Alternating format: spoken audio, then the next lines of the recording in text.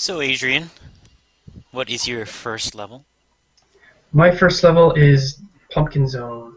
Or, wait, it was Pumpkin Zone 2. We'll be here all night. So what would you say is its theme?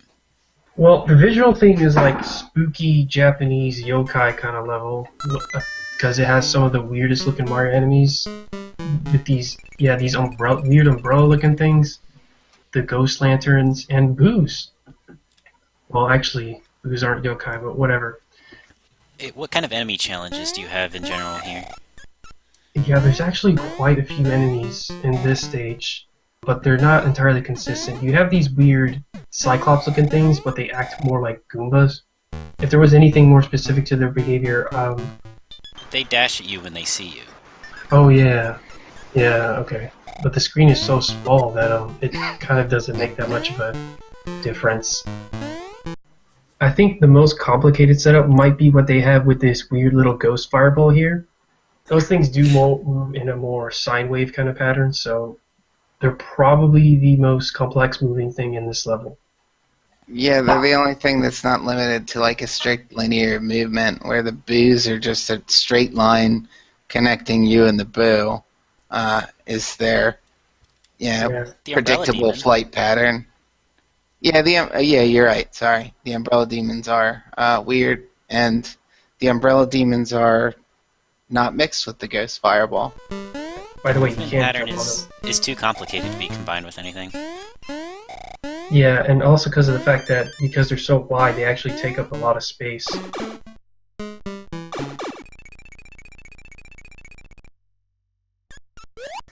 The thing is, trying to nail down a theme, it's kind of hard because it does change ideas. For example, there's this one set piece that really caught my attention. It's towards the middle of the level. You should be able to see it, where you have to go upwards.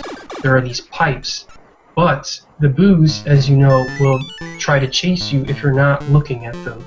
So what you have to do is you have to maneuver your way through all the pipes to get to the top without the boos cornering you. And because these passages are so narrow, sometimes you might actually have to go back and go down and sort of like lure them away, then run to the other side, and then sneak past them, which is what I had to do, and that's why this section caught my attention so much.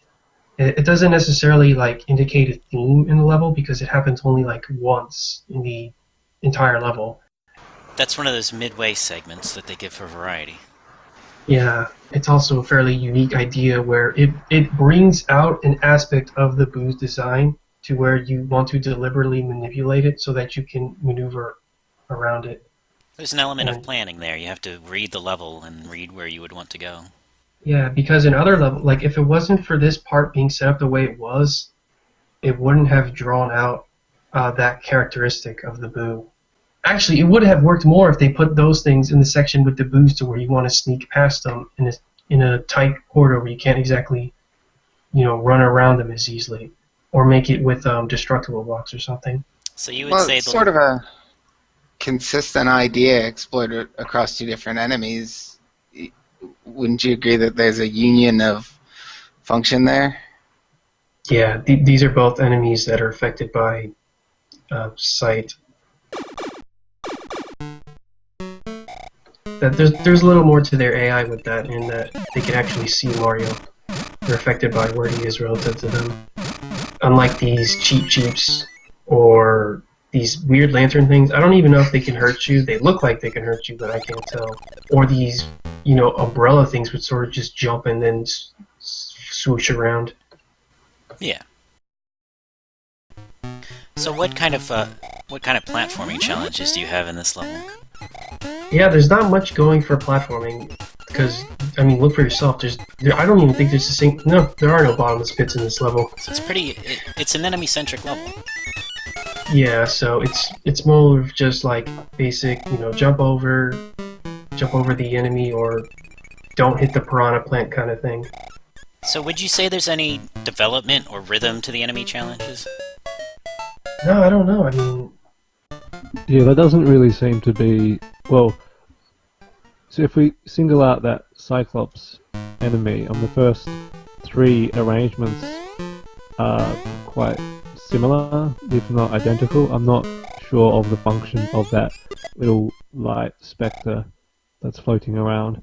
But then if you move on to near the end of the level, you've got them on those platforms, and there are, I guess it's a little different there, but especially in the middle as you have two of them, and that makes it more complex. But I think as what Adrian was saying earlier, this level seems to be driven by the AI or the movement patterns of the enemies as opposed to a strong influence of level design and counterpoint with that. So, but I think this is kind of a trend throughout the whole game in that there's not really, I feel like a lot of the game ideas in this game don't really do much or say much. Maybe that's just my perspective, but yeah. No, I feel that way too. I mean, I still like this game, but it is one of the more basic Mario games, and yeah, it's not hard to beat out this Mario game. Yeah, here's the part I was talking about that I actually liked, where you want to take advantage of the boost. This to me it's an interesting part, because as I was playing through, I thought about how, the level design makes good use of the booze there, it requires you to learn, etc., etc. And yet at the same time, there's no real reason for that part to be in Super Mario Land 2. Like, nothing about it speaks to the identity of the game itself or Mario's mechanics. Mario's power-ups don't play into it at all. And you're not even allowed to jump there, really.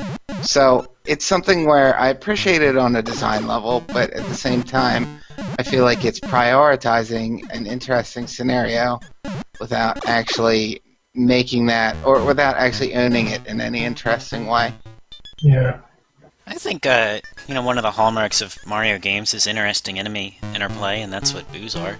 Yeah, but, I mean, is there any reason that part would play different if that was in, like, if you were Samus playing that, or if your character was Ryu from Ninja Gaiden? Well, it wouldn't be in a Metroid game because those enemies mostly just are on a set path and don't react to you at all.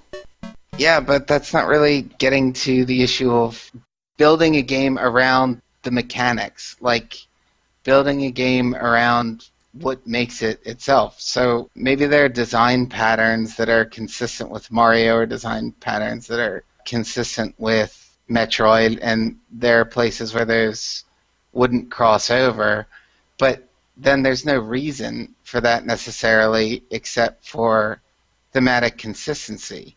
It still doesn't touch on gameplay consistency or mechanical consistency. Okay, I see.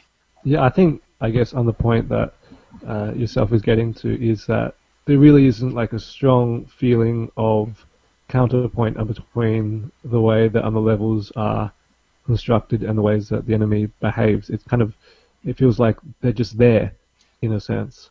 And I guess that is possibly what makes it feel different to other Mario games. And I guess moving away from the design for a minute, another aspect is that this series of Mario games were developed by, oh my gosh, I forgot.